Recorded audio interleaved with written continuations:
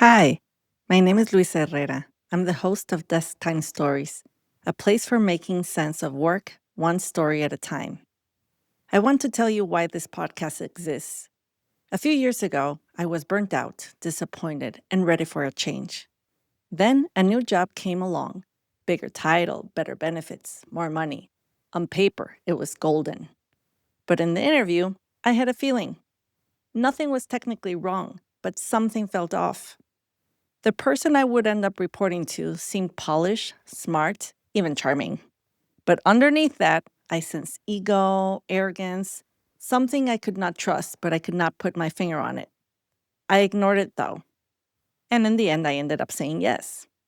I stepped into a new industry with almost no onboarding, very little communication, and a lot of unspoken expectations. Then one day, I was at my supervisor's office with their assistant. Something had gone wrong. The assistant had not done something to the supervisor's liking. I realized what had happened. I tried to explain it, and I started my sentence saying, "Oh, I believe I know what happened." Immediately, I was stopped by this person, and they said, "I'm not talking to you. Let her figure it out," with their hand in front of my face. I froze. I could not believe what was happening. But I figured it was a one-time situation. I could not believe this was the norm. Well, let me tell you what was the norm. Yelling, tension, being made fun of in meetings became normal.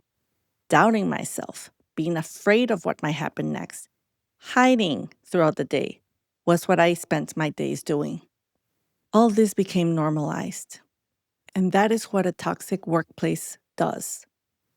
It makes the unacceptable feel ordinary. In the meantime, I got smaller, my energy dropped, as well as my mood.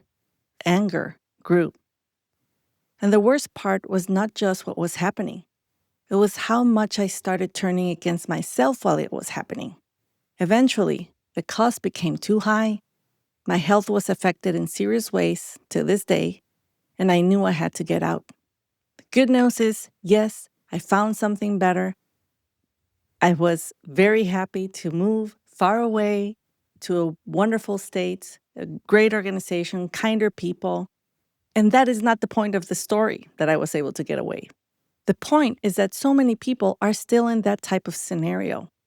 And that is why Desktime Stories exists, to help people make sense of work, talk about warning signs, and share ideas for coping, surviving, and finding a way through, perhaps even avoiding those situations altogether.